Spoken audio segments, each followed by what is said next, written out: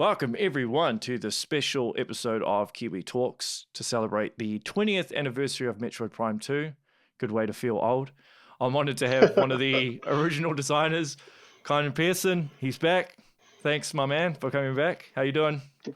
Doing really good. Thanks for having me back as well. It's Yeah. exciting. It is crazy that it's 20 years, but I've just been kind of looking back on it and thinking a lot about development and yeah, it doesn't feel like it's that long ago. Yeah. It's wild.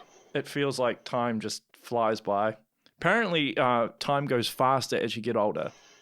Yep. I definitely That feel is that. absolutely true. Can confirm. Yeah.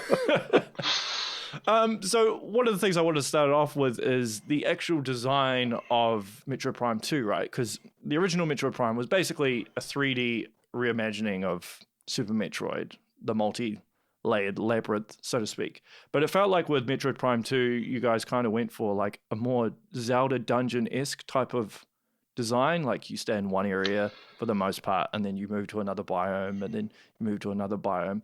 But I wanted to know how that came about, the structure originally. Yes. So in a certain regard, Retro had gotten feedback from players that enjoyed Prime 1 in regards to just hearing if people got lost or whatever was happening. And because the themes of Prime 2 being the dark light world at the same time were more complicated in nature, we had to simplify the structure of the game. And that was done so that it would make it easier for people to compensate with the more difficult gameplay and the themes, but also to differentiate it structurally completely from Prime 1, because you don't want to just rebuild the exact same game again. Yeah, and it would be boring from a development standpoint as well because you've already tread that Yeah, ground. Yeah. exactly. So I think they covered Super Metroid in 3D really well. Prime 2 was about differentiating because it was going to be released on the same exact console. It was kind of a darker second chapter, a popular thing to say at the time. And so if you really think about,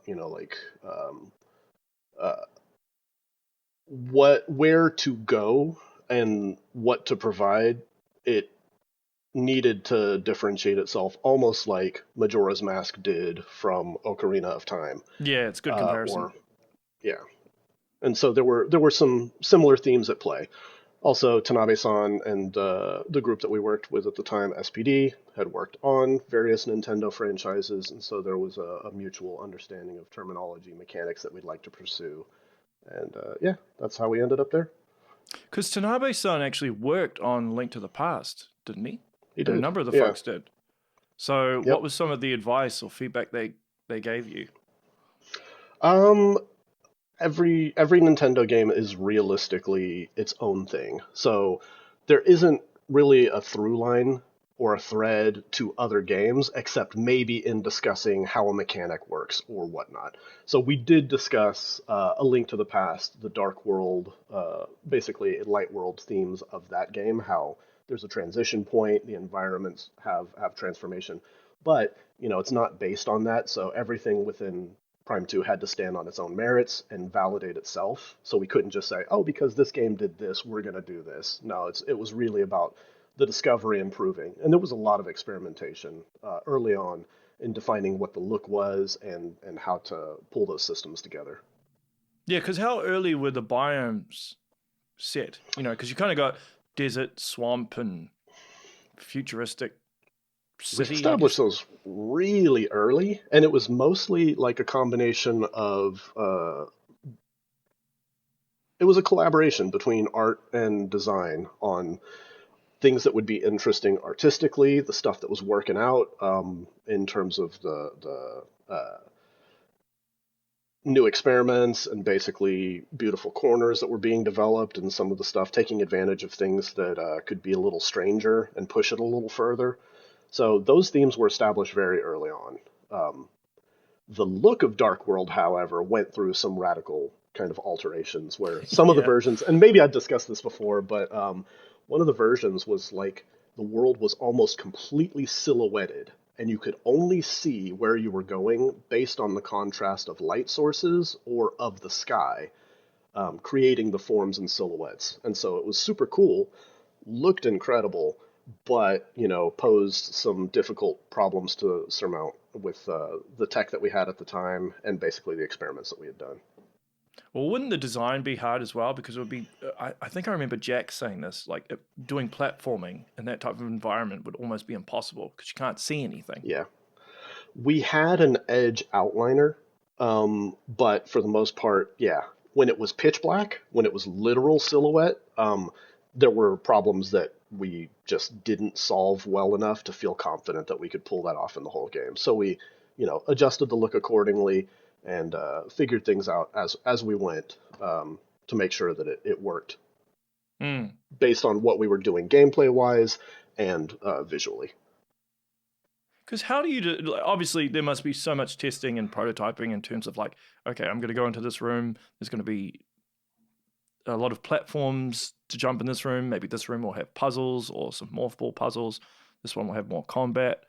Like, how do Yeah. you work out where to put that? Because obviously, it's modular in nature as well, so you can move the Yeah. rooms around.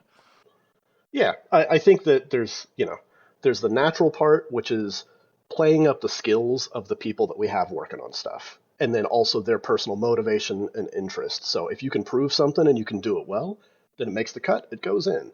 And so when we would do planning, we would plan to make sure that we had evenly dispersed elements, so like, morph ball tunnels and ability usages and all of that stuff. But then when it comes down to actually digging in on the room, then the personalities of the designers, the artists, everybody working in the space kind of comes out, and you're just like, it'd be super cool if we did this. And so, like, my personal interest, morph ball tunnels and morph ball configurations, because it's like such a core to the Metroid experience. And so I would try to push doing the craziest stuff that I could with morph ball tunnels as often as I could. I wanted to litter my rooms with morph ball configurations, probably to uh, painful result because I would push certain things that didn't necessarily have great camera solutions in the initial setup. So I know I drove Ryan Harris crazy with that and Mark HH. But the camera system in the Prime games is literally the most robust, best camera system that I'd ever worked with. And still to this day, there are things that like I'd love to do on projects that I work on that just don't have the quality, polish, and attention to detail that the Prime Morphball camera had. Well, it does feel like with Prime 2, it's almost like Prime 1's puzzles on steroids. Everything. I mean, particularly when you get to the Sanctuary Fortress and a lot of the cool stuff Yeah, you do with the spider ball and the boost ball and stuff. So I'm yeah. guessing you that was a lot of experimentation and iteration and you just wanting to just push it as far as you can. Yeah, and I didn't do all of it. Like, Michael Chang had some super cool rooms, especially in Sanctuary Fortress.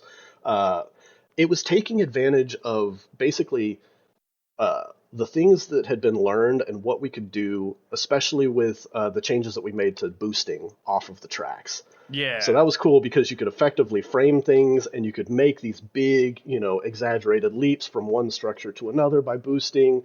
And then the time stuff and just basically the scripting systems that we had to push the elements further than they had before. And so we looked at all these cool things that we now had in the toolkit from Prime 1 going into Prime 2, and then it was like, okay, now sky's the limit. How do we actually take it further? How do we push those elements and exaggerate and actually swing for the fences a little more in the configurations that we're putting together so that, it's more memorable?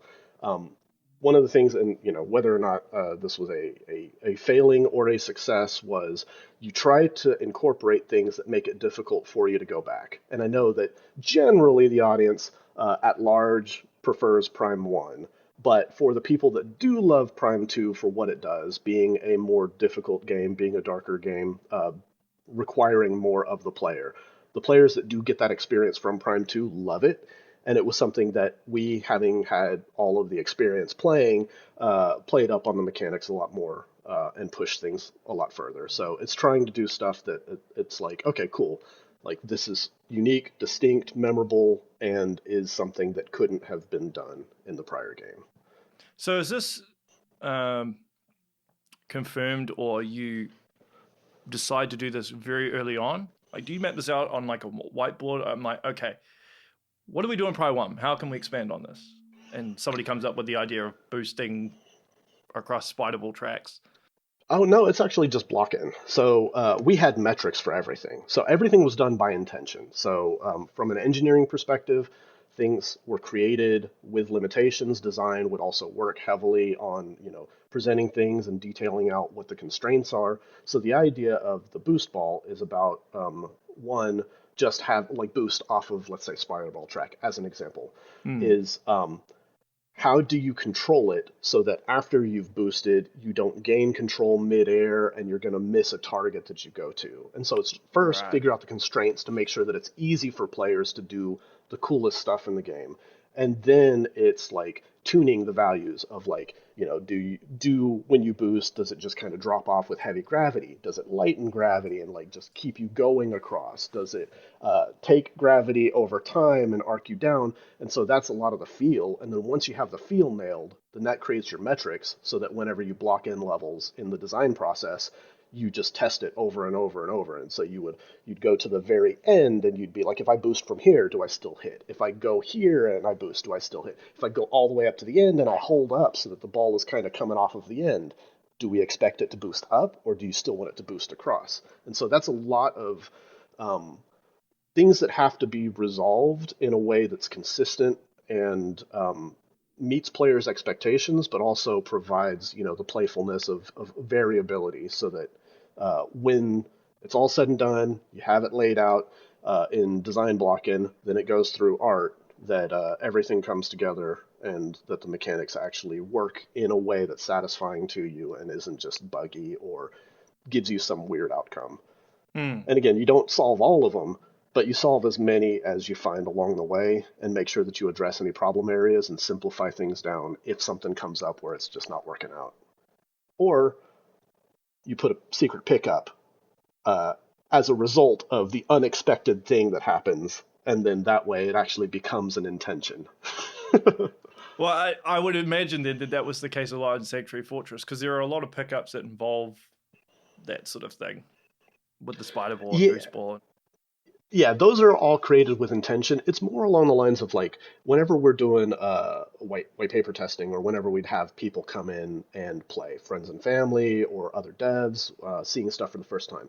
If there was something that we'd noticed that people were consistently doing over and over, where it's like, oh, somebody's supposed to jump here onto this upper platform, but then they fall and then they run around down there. We saved a reserve of like pickups so that we could go like, oh, well, everyone's falling down here, so why don't we reward that behavior and actually put a little morph ball tunnel down there that leads to a missile pickup? And then that way it feels like Ah. you're taking the thing that's naturally happening in the game and turning it into a rewarding loop of like, it's acknowledging players for, I tried this, this happened, and oh, I feel smart because I just found this secret location, instead of, I made a mistake and it's the game's fault. And now I wish they had just built this jump configuration better so that I wasn't constantly falling here. And that's an interesting point you make about like puzzles and making the player feel smart, because you want to design a puzzle that's not too easy, but you don't want it to be too hard so they find it frustrating.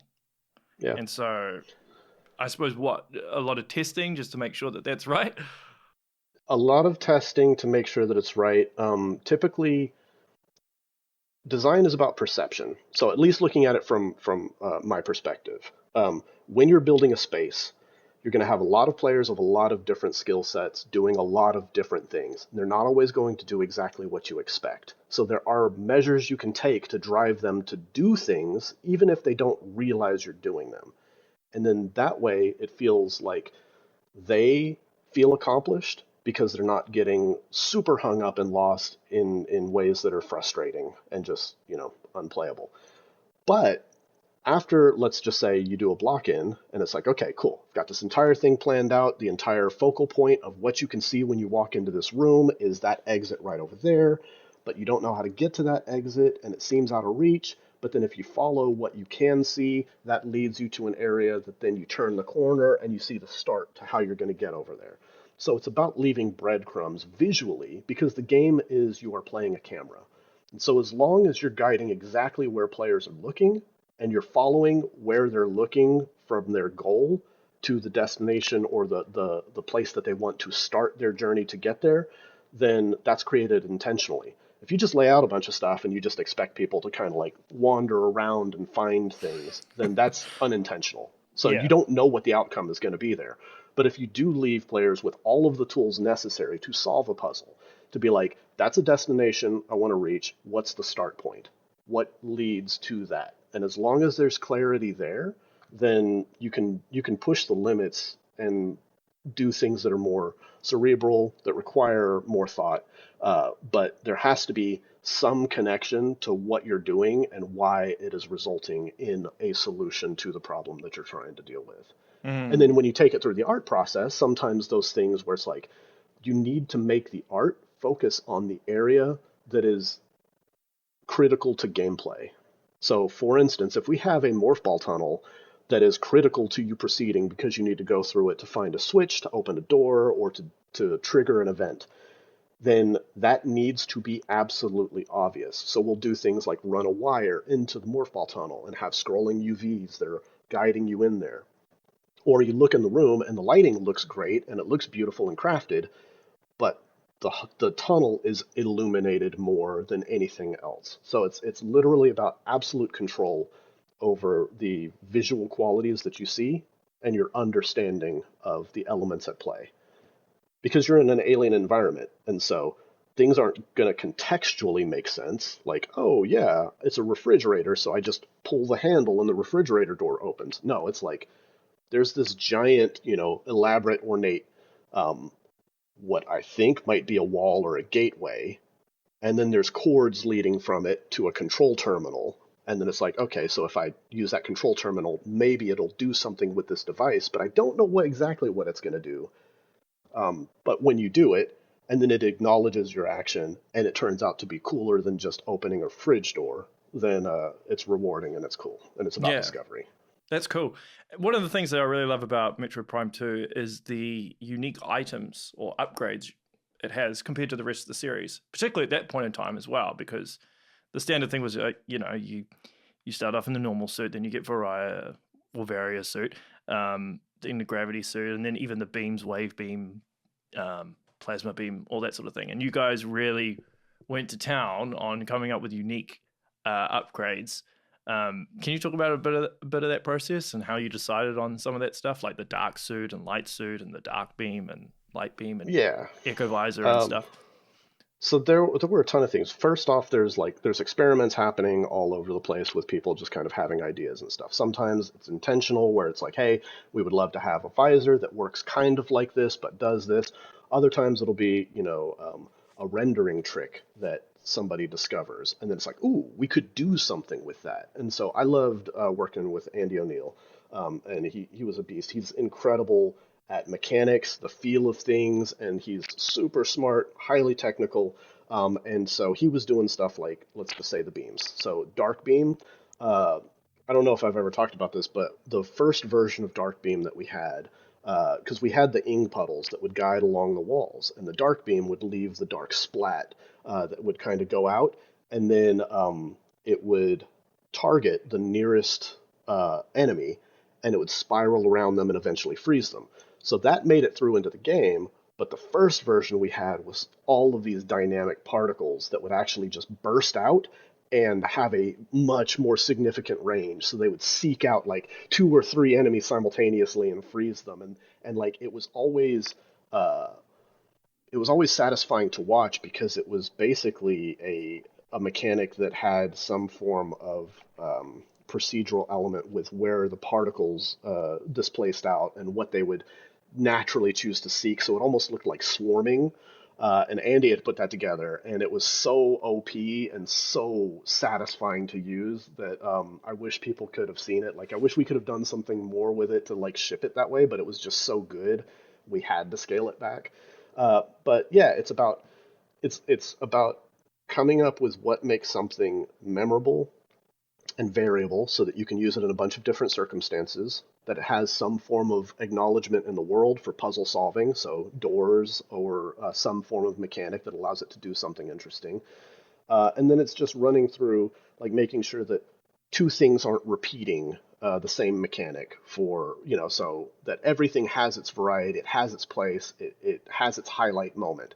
And so a lot of times for the beams, it's about how does it interact with the world? How does it interact with enemies? How does it fire and feel differently whenever you just fire it regularly or charge it or have eventually a super beam version of that?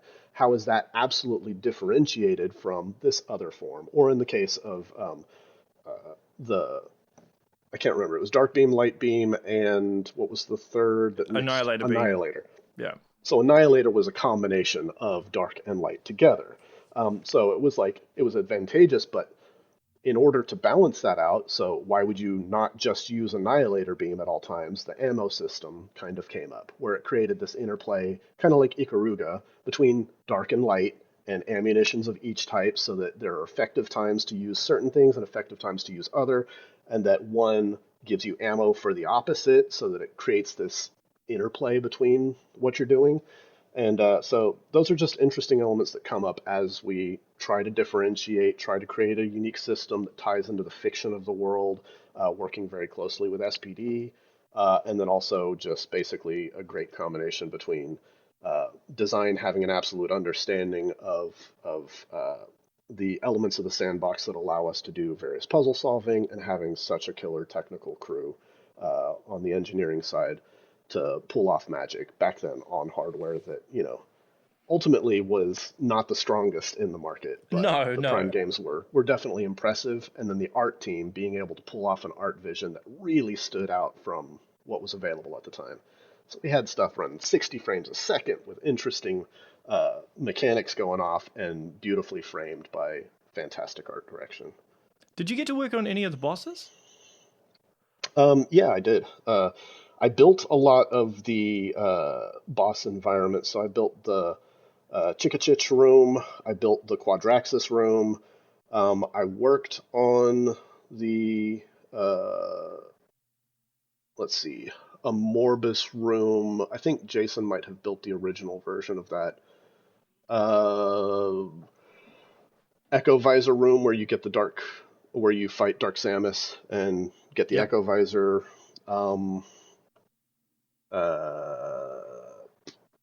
The power bomb room where you're fighting against the thing that's firing power bombs while you're on the spider ball tracks. Quite a bit of stuff then. Yeah, I mean, well, like, again, we had Jason Bear, Michael Chang, and I as the three primary level designers. We had Chip work on some stuff as well, but for the most part, it was like I'd built about a third of the blue rooms. So again, we would have Russell and Tom Ivey and some of the other designers do scripting after we did the blue room block-in. But then I would also work with engineers to go through ideas for various things that happened during boss battles. But in some regards, it really I wouldn't be responsible for the entire implementation of something. No. It was only like, here's how the platforms work in the the Chica battle and how the grapple points come down, and so this is spaced out for the mechanics to work like this. But then a lot of other talented people would go through and finalize the scripting, the behaviors, and all of that, set up cinematics afterwards. So because how do you decide how big to make a room when you're designing some of these rooms? Like the Chica room or the Quadraxis room.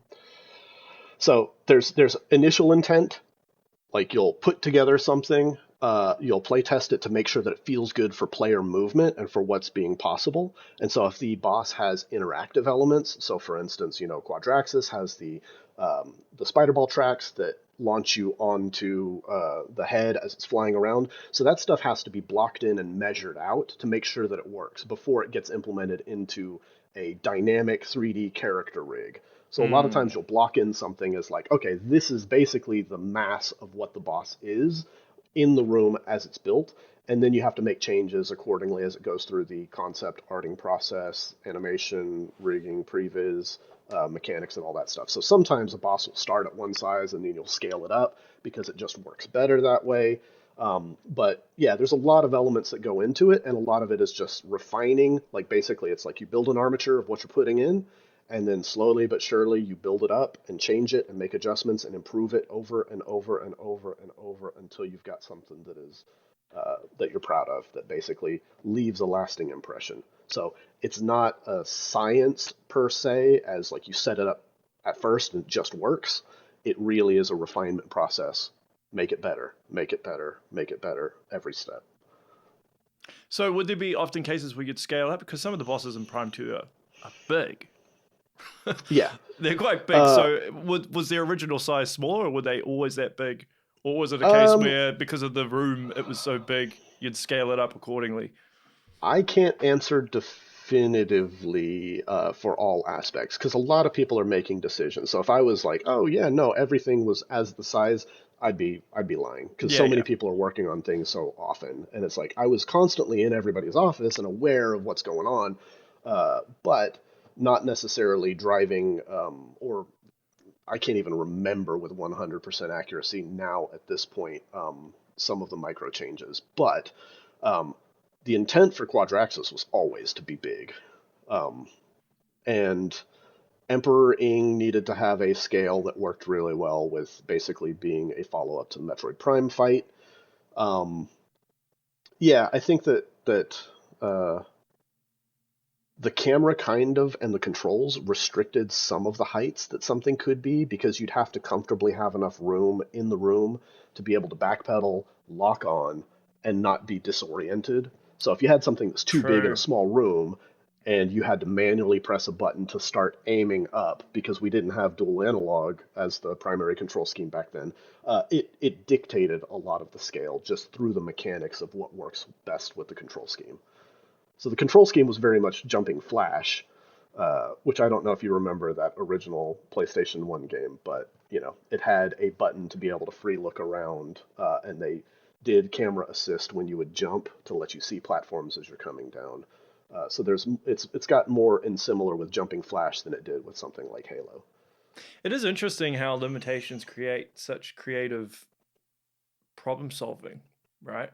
Yeah, Particularly back in absolutely. I those think days. that some of the best things are created through applying limitations instead of just going, we can do anything. It's knowing what you can do and actually concentrating more on what you do well than what you can't do well. And so you could just start a game and be like, in this production, we're going to do everything. We're going to have vehicles you get into and all this stuff, and it's going to be open world and whatever. That doesn't always lead to the best experience. So it's knowing what it's applying some limitations that give you interesting gameplay mechanics and dynamics to work with, and then pushing those as far as you can once you have those limitations in place. Because Mm. sometimes those limitations actually create opportunities to do things that other games can't.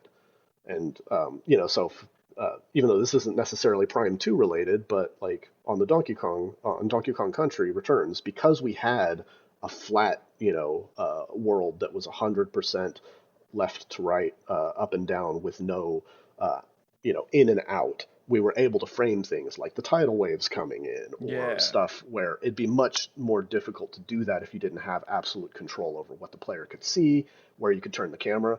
Because in a game like Donkey Kong, if you could just rotate the camera around the other way, then you could die from a, you know, tidal wave coming in and pushing you Yeah. off that you couldn't even see. And Yeah. so it's a lot about understanding what does the player have the ability to do, what can they see at all times, how can we drive their attention where it needs to be if we need to without feeling like we're limiting their control. So modern games take control away a lot more often to like guide your camera to where they want to look, and then you're just not playing anymore. But in classic games, especially in the era that we were building Prime 2, we only did cinematics to establish shots or to show you information after you were interacting with something where it felt appropriate, and not necessarily while you're playing. Then all of a sudden we like guide the camera into behind Samus's head, or pull it out and shift your camera angle out of your control to a direction. We would use some cinematics to like set you up in the right looking position to start a boss battle, but boss battles always have to have cool intros, so it feels like Yeah. a natural extension of that. Yeah. But yeah. It's interesting. I was reading one of the old Iwata asks with Tanabe-san regarding Metroid Prime 3 and in regards to the whole East and West thing, because he was saying that they both have their different strengths and weaknesses, right? But the strength of like the Yep. West is graphics and attention to detail in terms of that sort of thing. But Japanese are very good at the very minute details that Western devs often overlook. But I'm wondering if you can give me an example of something where maybe Tanabe or SPD, they came in and they saw something or attention to something that maybe you guys weren't That's a aware of. hard one because there's so many things where it's just a back and forth. So like people on staff, it's everyone has different perception of stuff. So it's like a designer working on something might have strong, sense of awareness of physical spaces, but an artist might have a great sense of rhythm, color palette, and then animator might be able to bring anticipation when an enemy is attacking. So it's not necessarily that I can overgeneralize and say this is a thing that SPD or Nintendo of Japan did well or made us aware of that we didn't have awareness of. There was constant learning on our side of just like, oh, if we, went into something and they had a preference or they brought something to our attention, we would just actually learn it and incorporate it into our process. So it didn't become something that we had to keep getting from them. It was more along the lines of like, oh, cool, this is the way, Nintendo thinks about this mechanic or this design constraint or this artistic element. And it's like, awesome, that's a lesson now that we can apply. But not everyone learns the same lessons or needs to. So we would have people that are specialists that had those understandings that would, when the time came, provide that guidance and feedback to make sure that we had it. Mm. So it really does boil down to there's differences in what audiences expected, and there were a lot of things that as Western developers, because we had experience playing first-person shooters, would think about from a much more traditional solution standpoint. So dual analog would have been a natural evolution of where the control scheme could have gone if you just left it up to, a popular vote amongst a Western studios development team. But there in Japan they didn't have as much like the genre wasn't as popular, so something that controlled a little bit more like a vehicle where you didn't have to worry about constantly looking around at the same time as moving just felt more natural to being approachable to a Japanese audience. And also just, from a Nintendo philosophy standpoint, they don't care what other games' control schemes are. They No. really just want the game to be what it needs to be the best experience that it can be. Japanese tend to have more of a problem with motion sickness as well. So is that something that you have to factor in? I suppose they'd probably be more aware of it as well, and could Yeah, because no, I you'd mean, test stuff, I'm sure, and you'd even if you're fine with it, someone else might be getting motion sickness from it. yeah, I mean, I worked a lot in VR post retro, so I know about, motion sickness is a real thing, and it's probably the very reason why VR is never going to do the things that people expect it to do, because the things they expect actually cause motion sickness.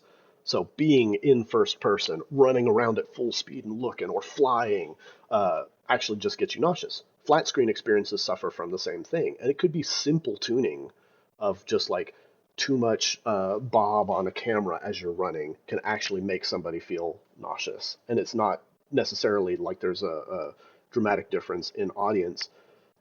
It's more that because some, like, Americans got um, a resistance to motion sickness by playing games that really caused motion sickness, like Wolfenstein and Doom and Quake and all of these super fast first person shooters where if you're watching somebody play and you're not in control of what the movements are happening or of what the movements are doing, it actually just, can turn your stomach. But Americans developed a resistance to it just through playing these games that were incredible.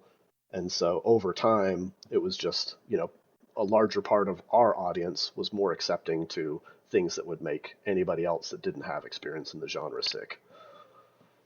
Yeah, it actually makes me think of I remember speaking to Jack ages ago about Speed Booster and how you wouldn't be able to do it in first person because it would just be bath vision. Like if you're That's spoken like somebody who's only thinking about it from a literal perspective. If when you were moving fast, you changed the FOV so that it widened out and made things feel like they were going faster, but then you slowed time to compensate with the speed that you were running, so the world slowed instead of you actually going that literal speed, there's solutions to those problems.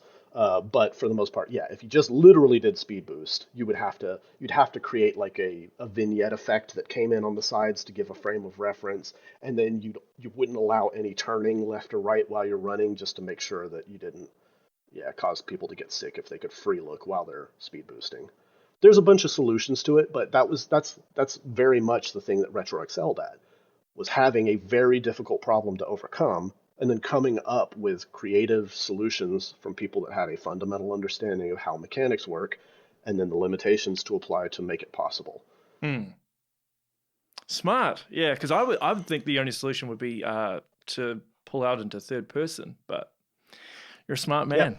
That's why you Well, do we this did stuff it and not me. with like that was the way that we got around the screw attack. Screw attack, So yeah. screw attack we pulled to third person because we had the morph ball camera. We intentionally only allowed you to stay at a consistent vertical level so Yeah. that the camera followed in a very stable manner instead of the camera going which would have just made everybody sick. So yeah, it was a lot of problem solving with an understanding of why. And it's like having intention behind what's the problem, what are the things you're trying to solve for, and how are you going to make it enjoyable by the biggest audience. The thing is, Mm. the Prime games, at least Prime 2, didn't sell to a massive, massive audience, mostly because Metroidvania games are very complicated and require a lot of the audience. So, like, it's not the most approachable genre. It actually, requires dedicated gamers that want to have the experience of being able to be lost and explore and discover. And,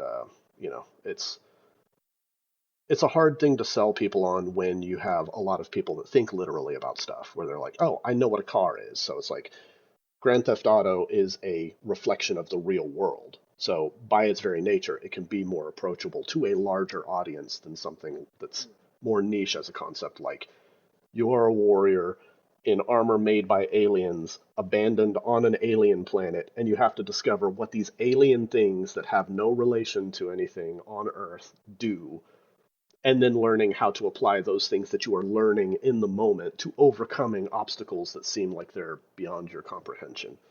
So it's like, it is a limited audience.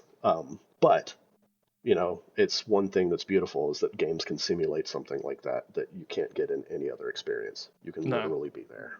And And it's the cool. audience is a very passionate audience as well. Yeah, Cult and like the audience audience. is not dumb. Like, they're smart. And so they can overcome all these obstacles. It's just finding the right people that have that as a desire, something that they want to experience. Hmm.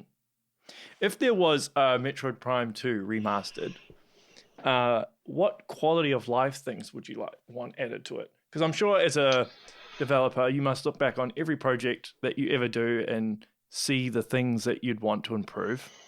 It's very natural of creative people. Um, Yeah.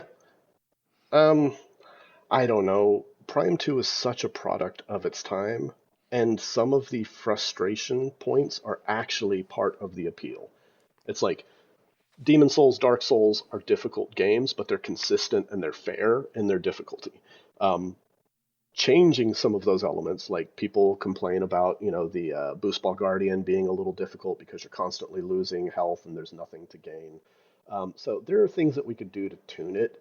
Um, uh, or I can't say we, but if they were to make something like that, that they could do to tune it.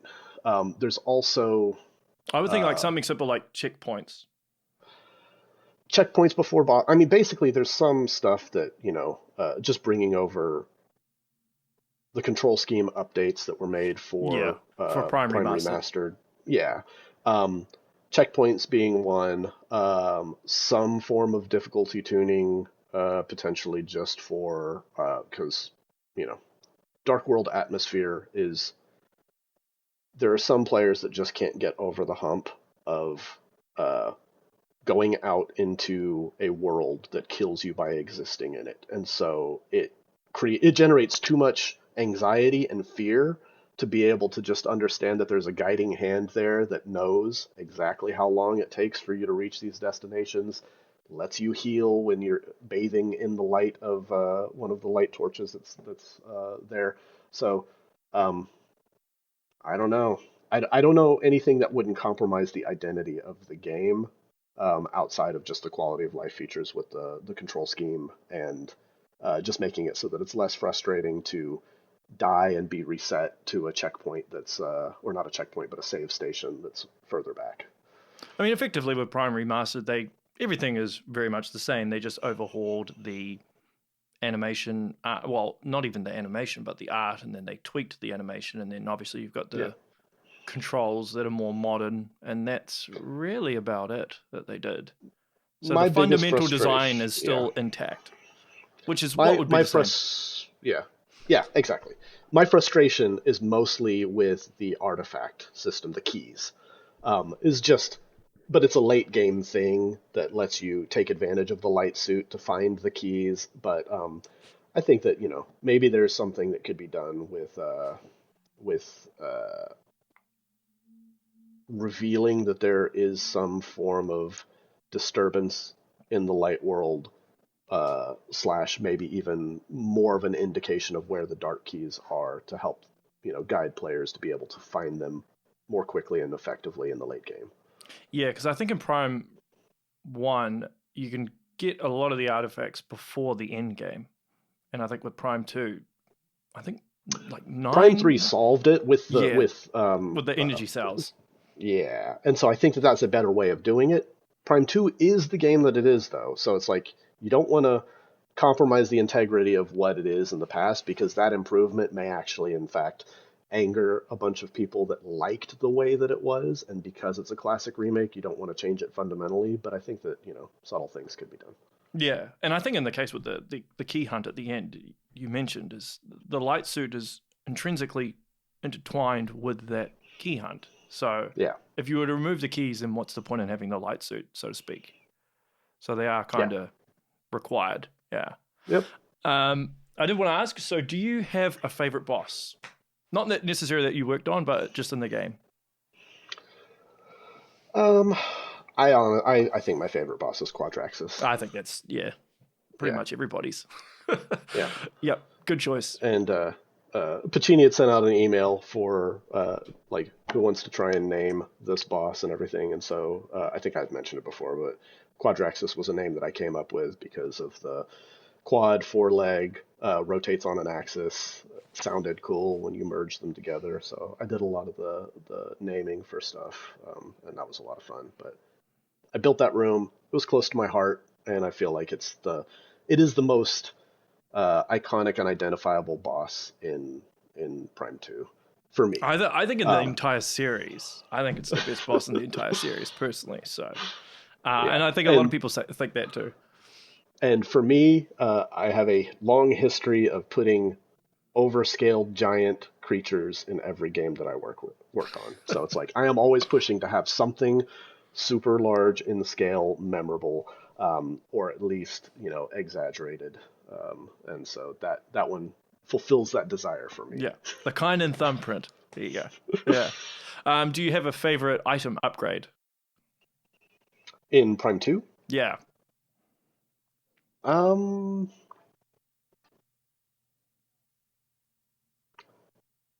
I still think it's probably Dark Beam, even scaled back.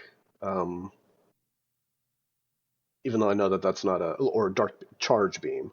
Are you talking about the Dark Beam upgrade? I think it's the Dark Burster. Is it the Dark Burster or it's the charge version of the Dark Beam. So you hold the button down, it charges up. When you fire, it hits a surface, and then it sends out the particles that scatter and will eventually cluster and freeze an enemy.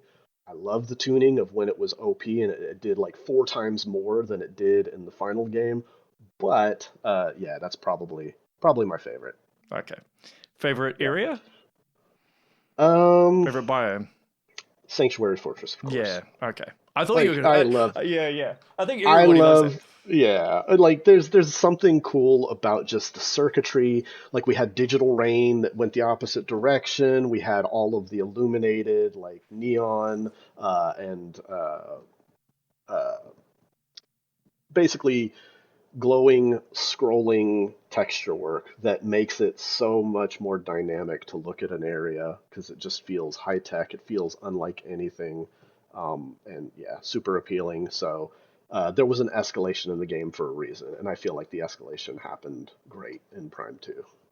Well, it feels like the game's in a constant kind of crescendo, and then it peaks at Sanctuary Fortress. Like it's just Yeah, it gets to that yeah, point, and that entire section is just absolutely brilliant. yeah, and I love the res bit as an enemy just because of the visor glitch shutdown where you'd have to reboot. But that being said, I still have a soft spot. Andrew did an incredible job on the concepts for things, and I love the duality of the Luminoth and the Ing, and the fact that the Ing represent almost like a hand. So they've got the front leg, so that it's got five legs, and it's a Mm. really eerie thing. But if you think about the dark and light themes about Aether getting split, there's one image that I don't know if it made it into the gallery, but it was basically an Ing in a hand position at the top of the screen, and a Luminoth kind of hanging below it, and with these subtle guitar string kind of like, or fishing wire, where you just barely see a highlight of where the strings connected from the hand to the Luminoth. And that was always super powerful for me, where it was just like, that's badass. Like, that is cool as hell. I don't think I've seen that out. I'll have to see if I can find it. Yeah. Somebody's bound to have found it. Yeah. Do you have a favorite puzzle? Um, let's see.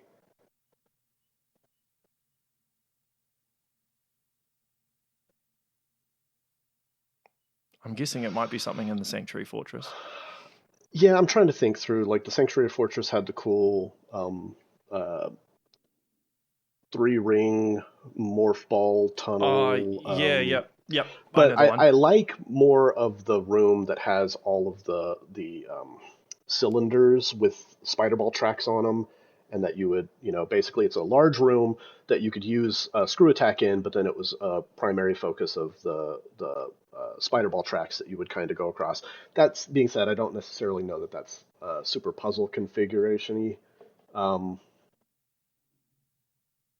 yeah, I don't know. I've got to think about that one. When I look back on it, the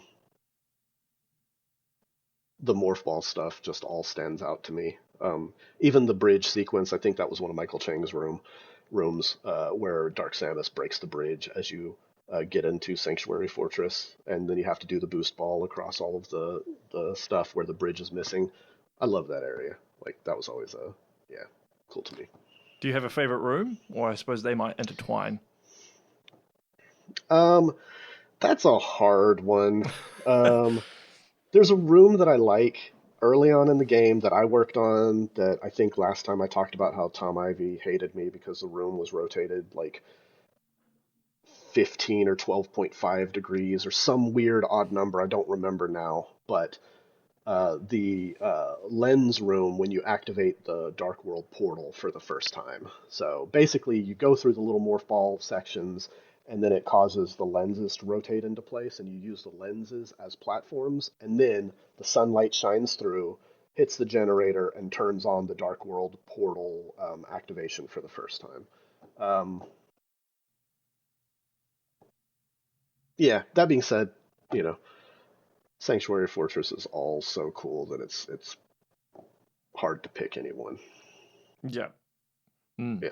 I did have some questions from the community that they wanted to ask you. So we'll Absolutely. see if you can answer some of them. So there's one here from this is a weird name, but AC-QU9NG. What was the biggest missed opportunity with Prime 2 in your opinion? Um, the biggest missed opportunity harkens back to something that I said in our first interview, which is the I don't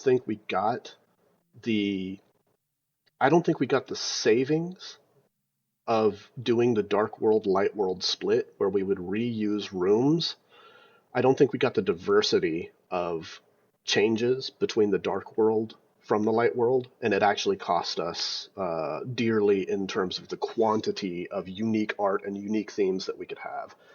So I feel like we could have handled something with the Dark World, Light World transition better to give more variety to the game. But the intention was there, right? It's just when you The actually intention was there. yeah, when you tried to actually implement it, it ended up being far more difficult than you intended. Yeah. Yeah. But I think it's a missed opportunity in so much as having a larger variety of unique rooms rather than the split that gave you some rooms that felt like some of the Dark World rooms just didn't feel like thrilling additions where it hits you with the same impact that seeing something absolutely new would have been. And that being said, I do love like some of the elements of, we had these scrolling UV textures that almost looked like Centipede, where in Dark World certain things flowed that was eerie and interesting. But I don't think that we created enough absolute 100% like standout landmarks in the Dark World um, as we could have. If they do a remastered version of Metroid Prime 2, if they, rebuild the art, could that in a way solve some of that problem, do you think? By making it look a bit more No, distinctive? because it could change the collision, which then Oh, changes yes, the of game course. dramatically. Yeah. Yeah, I think the big thing is like also, I was at Blue Point for a long time, and we did remaster projects. Doing remaster projects, it's actually more expensive. It seems crazy to say this, but it's harder to fully redo the art of a game that already exists than it is to create impressive art from scratch. Because you can use techniques to repeat things, and you can find things that you can like do in a unique game where you're making everything exactly as you want it, and you can kind of like find creative solutions. When you're just boosting the quality of the existing art and it has to match the original, then there's no shortcuts. So the shortcuts we took when developing Prime 2 was like unique layouts of texture UVs so that we could create patterns and configurations. If you tried to boost those, you literally just have to build them for real at a high quality bar, which means that the techniques that were the cost saving to do the original art don't apply. And so I don't know. I mean, it's like it's an expensive endeavor, I would think, to rebuild something that is absolutely unique, and then also have and not try to find ways of repeating from Dark World to Light World. So I hope we get it. It'd be thrilling to me to have it, but I don't necessarily know that it solves it. Yeah, and to your point, I mean, I remember with Metroid Prime Remastered during the credits, it just kept scrolling and scrolling, and it really puts into perspective how many people were involved in just making that happen from just updating the art, right? Yeah. Yeah. Yep. Next Yeah. question. This is from Narcisse, I think. What's was the Dark Luminoth in the E3 2004 trailer? Was there an intention? How far into development did it get, and why was it cut? I have no idea. I don't know. When you're working on a game, you go through so many different variations of concepts and visualizations and everything that by the time you ship, things have transformed, and the reasons for why something exists and all of the evolutions that it's gone through no longer really apply. And so, like, Hmm. I may have seen 2,000 iterations on Luminoth, so just one that the public happened to be aware of because of the trailer and the way that the trailer was cut and the visualization. Um, I don't know. And then there's the part of fictionally, like um, things change, and so I don't remember that trailer exactly. But that being said, yeah, I don't know that you'll ever really get an answer to that question that would be satisfying because I'm not certain it. I'm not certain it followed through in the exact same way as, it ended up. Well, usually when something's cut, I assume there's a very good reason as to why it's cut, or it was improved upon, or it didn't fit because of constraints or whatever, right?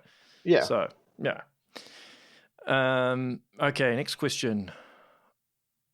What were the most difficult puzzles to create, and which puzzles are the favorites? Well, you've kind of answered that, but difficult puzzles was like a very, very difficult puzzle.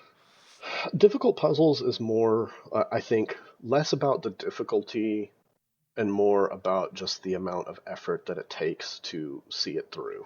And so some puzzles just the more moving parts there are in a puzzle and the more scripting required to pull it off basically is just much more development effort.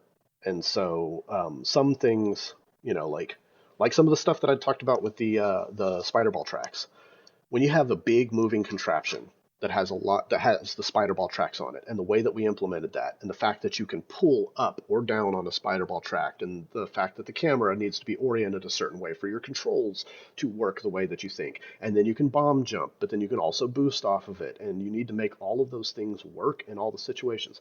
What happens when the spider ball track takes you into a damaging device? Does that immediately drop you?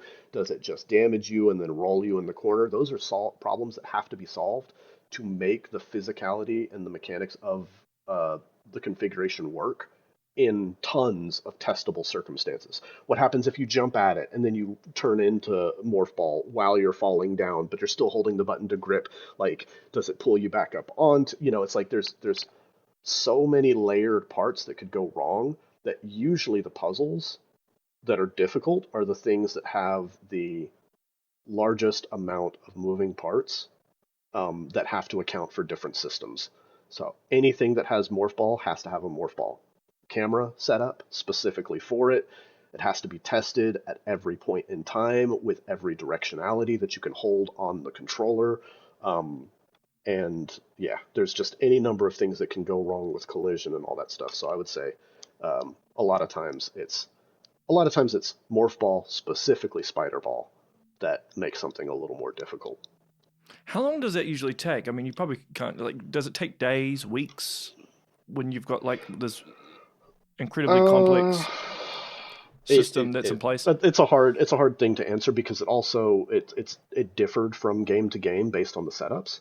So on Prime 2, we would only have 11 days to do the blue room, and then we would do the initial scripting. So it was fully playable. We would lay out the splines and everything to make sure that spider ball tracks worked. But then, you'd have a scripting pass that goes in, and then engineering support if something wasn't able to be done effectively with the tools that were available to the designers. And then there's refinement and bug testing, and then art and the changes that art makes sometimes to the layout of a room that need to have, custom solutions to fix problems that get introduced there.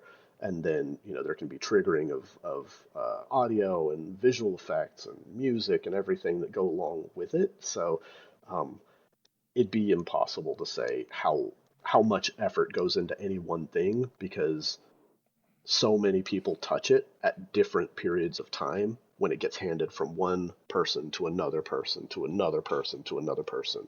And there's no one size fits all. Everyone is a different answer. Something seems like it could be hard, turns out it was really easy. Something that you had on the schedule that was supposed to take, 2 months could get done in a month. And then something that you had on the schedule that was supposed to be 2 weeks ends up taking, 6 months. It's Jeez. just, it's weird. Everything is different and unique, and it's not always worked on start to finish. Sometimes it's left for a while, then you revisit it, and then it's staggered, so somebody can't, do the thing that they needed to do immediately. So yeah, the time ranges vary wildly, and it is inconsistent. You can have intentions, but people will take the amount of time generally that they've been given to work on something. So giving them a little less time up front puts a little more pressure on them to finish it early, and then you give them more time. Uh, if needed. But if you give somebody like 2 months to finish a room, they'll deliver it at the end of 2 months, even if they could have finished it in a day. That's interesting. So it's a production. It's both a production uh, aspect and then just the realities of development. Yeah, But yeah. unpredictable for how long things take. Of course. It just occurred to me, the wall jump rooms. Did you have any involvement in that? Yeah. You know how it goes in the screw and tack, and then it kind of Yep. pans to the side, and then. Do you remember Yeah. how long that took, or because there's not many of those rooms in Prime 2? I know it was heavily expanded Yeah. on in Prime 3. I mean, mostly the ones in Luminoth Temple. They were really fast up front, and then it took a lot of tuning to make sure that the camera had the clearance to be able to pivot to the side so that you could bounce back and forth. Um, I don't know. I know that I think Ryan Harris might have been Ryan Harris or Tom Ivey that did those setups in the game. I don't remember offhand right now, but yeah, most of the time was just in polish. Setting up the room was fast. Getting the mechanic to work right with how long you grip the wall, how the distance when you go back and forth, and then the camera work was the big time constraint. Final question. This is from at the player 387. If the game was made today, what is something you would have in it that wasn't possible back then?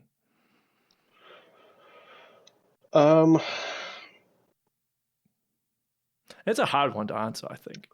That it's an impossible one to answer because like we change over time. What I would do is very different from what anybody else would choose to do, and I hate saying I. Like these games are team efforts. Oh, of There course is they no, are. They are. and Yes. so, Particularly in but I those do days as think, well. I just want to quickly say, because obviously back in those days, uh, it, roles weren't as isolated as they are now, particularly in the big AAA space, right? There's a lot of overlap, I would yeah, assume, back in those days. And I know you like to go to other people's desks and see what they're doing and yeah. stuff. Yeah. I think the big thing would be that could have been done, pushed a little more, is we had a lot of like I don't want to say disturbing, but cosmic horror elements to the game in terms of like the form factor of the ing and the armor and the dark world and all of these things that are a little more that make you feel uneasy. And I think that with the level of fidelity we have now, you could have more articulation, things doing motions that feel that evoke the kind of like sense of unease and anxiety a little more. Um, That's a good yeah, answer. I think all three games, and like even Metroid Fusion does this very well, but like the horror tense aspects, right? Um, yeah. yeah, I mean, you even had spots in Metroid Prime 3 where you did it, what the GFS Valhalla and the Xeno Research Station where the lights go out, and Prime Yeah. 1 you had the thermal visor section, but it feels like Prime 2 had a lot of the intro section, where you just, I think it's in the second room and you've got Federation soldiers hanging from the ceiling. Yeah, Yeah, yeah. No, there that was was a cool. lot that was a lot darker in Prime 2 than I think had previously been. Like there have always been because like the DNA of Metroid is heavily tied to Aliens, Yes, Ridley yeah. Scott's series, and so like there are parallels that can be drawn between some of the visuals and some of that, but the tone. So I think that yeah, like pushing up the unease and the horror elements a little more in Prime 2 could have gone a long way. I'll wrap up there, but just before we go, do you have like a favorite story from the development and any final thoughts? uh, I don't know that I've shared this one, but one that was funny to me. Like I have so many fond memories, and there were so many cool people. Like that's the thing is like at the time there were so many technically capable and incredibly talented people there. So like the artists were just like they were killer. The engineers were incredible, like once in a lifetime experience working with. The designers like were like there's not many studios that you can go to where they make games that feel like they have the Nintendo philosophy in regards to a deep understanding of mechanics and how your game is built from a design perspective around the mechanics and player acknowledgement, what you do with those things in the world and the reactions that you get that actually leave you with a sense of wonder and awe and that surprise you enough to be like, that's cool, you know? And so like everybody there was awesome. Couple things, fond memories that kind of don't necessarily have to do with dev is like Zoid and I played fighting games every day at lunch, and I know he's a big Street Fighter guy. yeah, and so we would play Third Strike all the time, Super Turbo. We would switch back and forth between a bunch of different fighting games, but I think there's a parallel between perception and skill and a personality type that drives for healthy competition, fundamental understanding of nuance that you get that if you have somebody that's in dev but is also a fan of fighting games. And so Zoid is an engineer by nature, but has a absolute grasp of and understanding of design mechanics, and attention to detail in that regard. And so it's like, and also there's a thing about healthy competition with your friends that makes you push to just do more. It's a competitive spirit where you want to impress people. You want to just implement things, and you want to do something that stands out. But the story that I was going to share is Jack at the time, Jack Mathews had it was either a Camaro or a Mustang. I think it was a Mustang. And he had pulled it into the parking lot. And Jason Bear had an Outback, a Subaru Outback, and it was kind of parked behind Jack. Jack forgot to put on his parking brake. So his Mustang starts rolling backwards towards Jason's car.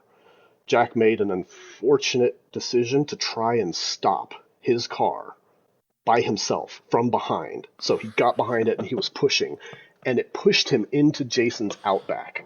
And so he luckily did not get pinned, didn't get injured as far as I'm aware. You can ask him for verification on this. Yeah. But what he did leave was an imprint of his butt cheeks pushed into the metal on the back of Jason's Outback. So you had a perfect indent of Jack's rear on the rear of Jason's car. Does Jason still have that Outback? Probably not. No, of course not. But that was a long time ago now. Yeah. Well, maybe he does. I don't know. I can't say of course. But yeah, so that was just one of those funny things that, you had to be there. That's funny. Yeah. I'll have to ask him about it, yeah. That's hilarious. Well, I suppose in those situations, you just act on instinct, right? You're not necessarily thinking. Yeah, I'm glad he wasn't hurt. Oh, yeah. That was the benefit. And there were, I think he's probably shared this story, but there were times where, there was a rule where you couldn't have all of the engineers in the same vehicle going to lunch because I think somebody had gotten into an accident with 4 engineers in the car, and then it was just like, if this had gone wrong and, it was not something that people walked away from, that could have wiped out development, because it wasn't like huge amount of the development team. At that time, Retro was still fairly small. Yeah. So yeah, there's I don't know why that tangent came up, but anyways, it was one of those things where, we didn't put everyone on the same plane at the same time and all of that, where we had to start taking it a little more seriously and professionally. Well, it's a smart thing to do though, because you never know. You never know. Yep. Cool, Kynan. This has been an absolute pleasure. Thank you so much for taking time out to do this. I love Metroid Prime 2. I think the bosses are still one of the biggest highlights. Sanctuary Fortress is still one of the biggest highlights, one of the best biomes in the series, period.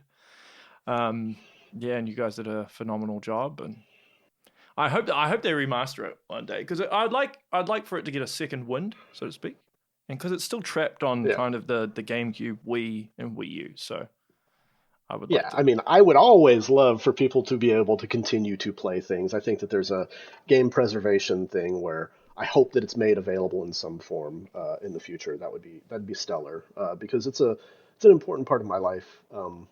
Retro had basically the baby boom after that, where like so many people on the staff ended up having kids all at the same time. Don't know why, but it was yeah, it's a beautiful memory for me that I look back on and think fondly, and it's something that like can't be done again. Like there's no studio that I can think of that would make a game like that and has the same situation of just like where technology was, the amount of talent that was on the team in the same place at the same time, and even decisions that would be made. Now we're informing things with data, so it's just kind of like, there was something very. That game is what it is because of the people and the time that it was made, and nobody would make those same decisions again, realistically. And we've learned lessons from it moving on. So I think that it had to happen in the way that it did, and so I do look back on it very fondly. So many amazing memories and so many amazing people and so much that I learned at that time that yeah, it's just absolutely another time. And Yeah. sorry for the rambly answers and No, everything, that's good. yeah. And like it wouldn't have been easy as well because Prime 1 was so well regarded. It had like 97 on Metacritic or something. I mean, the amount of expectation that would have been on you guys, the pressure. It wouldn't have been easy to deliver. It was a deliver it difficult again. schedule to hit. Yes. And I nearly lived at Retro. I was a lot younger at the time, and it was all based on just wanting to do the best stuff that we could. But yeah, like it was a very short development cycle considering what it was following after Prime. But everybody, even though it was difficult and everyone worked a lot of hours, not as much as they did on the original Prime, or at least most people, I think, found a more healthy balance. But team was still small, timeline was short, and everyone was still swinging for the fences, trying to make the best game that we could. Yep. So I think it's underrated. Similar to like Majora's Mask, how Prime 2 and Majora's Mask tend to live in the shadow of, Ocarina of Time, Metroid Prime, but I do feel like they are very underrated. And so, yeah, you did an awesome job. Warms my heart to hear you say that, and I do love the fact that I hear from people from time to time where it's one of their favorite, if not their favorite, Metroid game. But I don't have the expectations of that. I know that like it fills a niche for those that are passionate about it that you can't get it anywhere else, and it really has its own tone that is separate mostly from almost everything else in in the Metroid series. So, yeah. Definitely agree. There's nothing else like it. Cool. All right. Well, that is the show, everyone. Make sure you share, like, and subscribe. And until next time, stay safe.